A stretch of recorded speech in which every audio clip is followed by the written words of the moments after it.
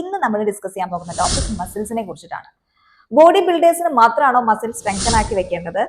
അതുപോലെ തന്നെ weight loss ചെയ്യുമ്പോൾ നമ്മുടെ മസിൽസിന് എന്ത് സംഭവിക്കുന്നു, പ്രായമാകുമ്പോൾ മസിൽസ് എങ്ങനെ നമ്മളെ സപ്പോർട്ട് ചെയ്യുന്നു എന്നുള്ള സീരിയസ് ആയിട്ടുള്ള ടോപ്പിക്കാണ് ഇന്ന് നമ്മൾ ഡിസ്കസ് ചെയ്യാൻ പോകുന്നത്. രണ്ടാമത്തെ ഒരു കാര്യം, കഴിഞ്ഞ ദിവസം നമ്മൾ വെയിറ്റ് ലോസിന് സിമ്പിൾ ഒരു സ്റ്റെപ്പ് നമ്മൾ ഫോളോ ചെയ്യാൻ പറഞ്ഞിട്ടുണ്ടായിരുന്നു. ഒരുപാട് പേര് അത് കറക്റ്റ് ആയിട്ട് സീരിയസ് ആയിട്ട് ഫോളോ ചെയ്യുന്നുണ്ട് എന്നറിഞ്ഞതിൽ വളരെ സന്തോഷം. അപ്പൊ ആ ഒരു വീഡിയോ കാണാത്തവരുണ്ടെങ്കിൽ ഞാൻ നമ്മുടെ ഈ വീഡിയോയുടെ താഴെ ഡിസ്ക്രിപ്ഷൻ ബോക്സിൽ ലിങ്ക് ചെയ്യാം. അത് പോയിട്ട് എല്ലാവരും മറക്കാതെ കാണാം. എല്ലാവരുടെ ശരീരത്തിലും മസിൽസ് ഉണ്ട്.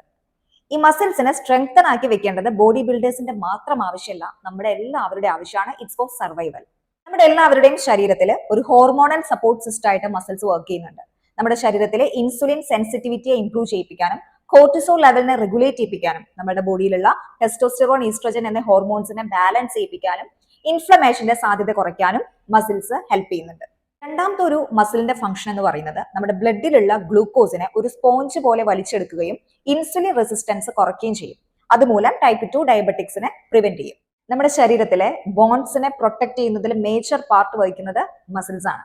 സ്ത്രീകളിലാണ് കൂടുതലും ഓസ്റ്റിയോപോറോസിസ് പോലുള്ള ബോൺ റിലേറ്റഡ് ആയിട്ടുള്ള പ്രോബ്ലംസ് വരുന്നത് അവരുടെ പോസ്റ്റ് മെനോപോസ് കാലഘട്ടത്തിൽ.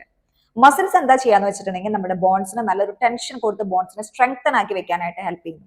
ഇങ്ങനെ ബോൺസിനെ സ്ട്രെങ്തൻ ആക്കി വെക്കുമ്പോൾ നമ്മുടെ ബോണിന് ഫ്രാക്ചർ സംഭവിക്കാനോ അതിന് ബ്രിട്ടിൽ സംഭവിക്കാനുള്ള ചാൻസ് കുറയുന്നു. മൂന്നാമത്തെ ഒരു കാര്യം, നമ്മുടെ ശരീരത്തിൽ ഒരു പവർ ഹൗസ്, ഒരു മെറ്റബോളിക് പവർ ഹൗസ് ആയിട്ട് മസിൽസ് ആക്ട് ചെയ്യുന്നുണ്ട്. കാരണം നമ്മുടെ ശരീരത്തിലെ BMR ലെവലിനെ ഇൻക്രീസ് ചെയ്ത് ഫാറ്റ് ലോസിനെ ഹെൽപ്പ് ചെയ്യുന്നുണ്ട്. And last one, muscles correct ആയിട്ട് സ്ട്രെങ്തൻ ചെയ്യുന്ന ഒരു വ്യക്തി അദ്ദേഹത്തിന്റെ പ്രായമാകുന്ന ഒരു കാലഘട്ടത്തിൽ ഒരു പെയിൻ ഇല്ലാതെ മൂവ്മെന്റ് ചെയ്യാനും അതുപോലെ തന്നെ എന്തെങ്കിലും കാര്യങ്ങൾ ലിഫ്റ്റ് ചെയ്യുക, ക്യാരി ചെയ്യുക, അല്ലെങ്കിൽ ഒന്ന് കുനിയുക, അല്ലെങ്കിൽ ഒന്ന് ഓടുക, അല്ലെങ്കിൽ ട്രാവൽ ചെയ്യുക എന്നുള്ള കണ്ടീഷനൊക്കെ വളരെ ഈസി ആയിട്ട് ചെയ്യാനായിട്ട് സാധിക്കും.